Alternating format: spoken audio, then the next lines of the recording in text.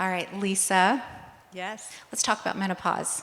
Yes, let's get started. What was the first symptom that you experienced, and how did you know?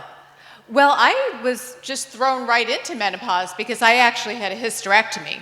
So I was 49 when I had my hysterectomy, and I was bleeding for, I would say, 6 months to almost a year before that. And I kept telling my doctor, I'm bleeding. She kept saying, oh, you know what, that's normal. That's just part of, you're about to go into menopause. Then I went to the doctor one day and they said, oh, you know what, you actually have a fibroid the size of a grapefruit, so we need to remove it.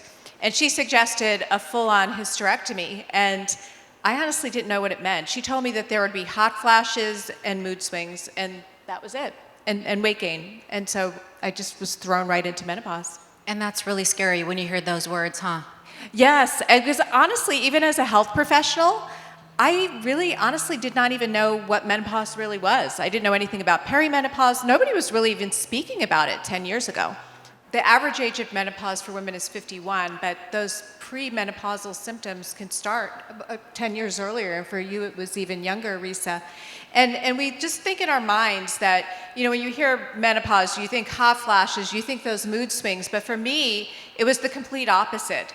After I had the hysterectomy, I felt nothing. I felt completely empty inside. So, you think about, you hear those little see the cartoons with women having, mood swings and a fit, but I was driving home from school one day with my son. My children are very spread in age, and I was just looking out the window I feel absolutely nothing. And I knew I needed to really talk to my doctor about doing something about that and getting on some hormonal therapy. And that's another thing, that so many women try to go a more natural route, and you really have to listen to your body. There's no badge of honor to do it naturally. If you need to go on hormonal therapy, HRT, bioidentical hormonal therapy, listen to your body, speak to your doctor about what is right for you. For myself, one of the reasons why I wanted to go a more natural route initially was because my mom and my sister are both breast cancer survivors. So I really didn't want to have any extra estrogen.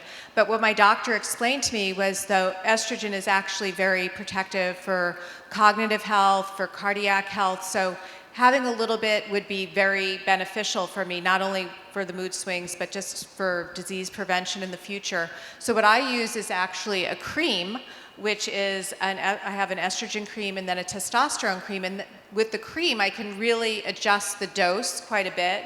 So I use just the minimal amount that I need to in order to get through the symptoms that I was experiencing. As a pharmacist, I was working 12-hour days, and when you're up all night long and then having to go to work for 12 hours, it just wasn't a very good mix. Magnesium is really helpful orally and topically, so it's a very great way to help with that symptom of menopause. Lisa, are you taking supplements for your sleep? Like magnesium supplements, a cream? Yes, I do. I use magnesium, I do melatonin, and also do the magnesium lotion at times. So that's a really, really good combination for me. In this era of menopause, I love my supplements. They've been very helpful for me with many different facets of health.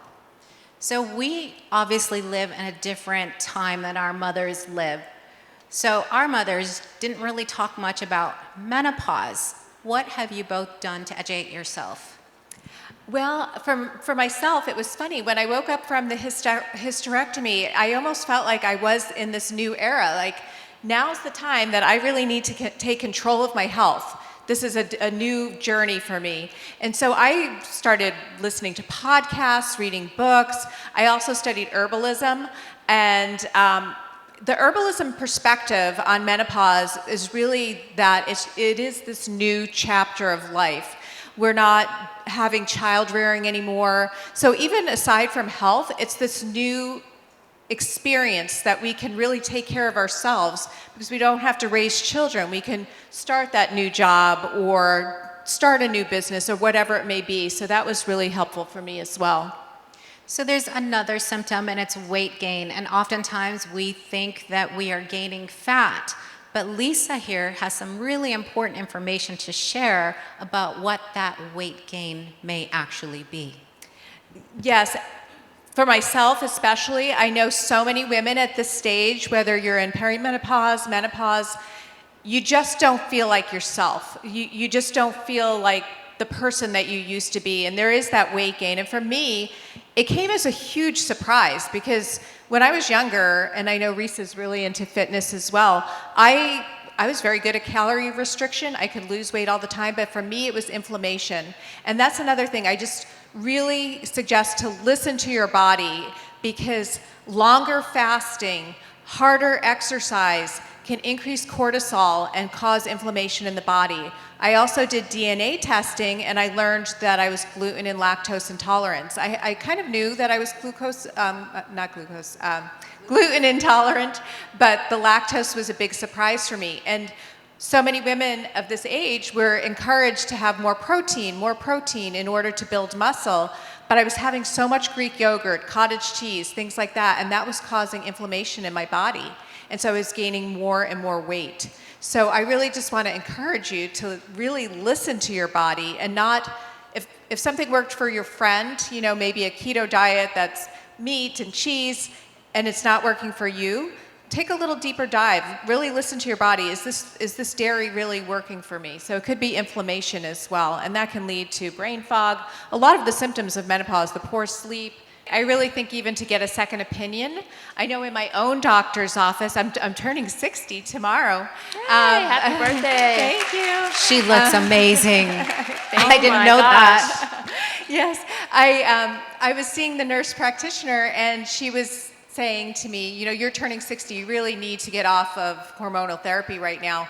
And everything that I was reading and for what knowledge I had for myself as a health professional was really encouraging women to use bioidentical hormone therapy for that cognitive health, for cardiovascular health, for so many reasons. So I thought, you know what, I really need to speak to my doctor, get a second opinion, and she agreed. And that's when we came up with using the cream, which works for my situation, having a mom and sister both being breast cancer survivors. So I really encourage a second opinion if what the doctor's telling you is not really resonating with you. All right, so what advice would you both give ladies who may be entering this phase? Honestly, I would just say really be kind to yourself, be gentle to yourself, listen to your body. I see it all the time. I do a lot of things online, and I see women fasting longer and longer. They go from a 16-hour fast to an 18 to 20 to down to 1 meal a day, to exercising nonstop, to try to lose weight, to feel like themselves again. And it's increasing this cortisol. It's not working. So I really just encourage women to listen to your body, be kind to yourself, and get that expert opinion. I love it. Exactly. I love it. Wasn't this a great topic, ladies?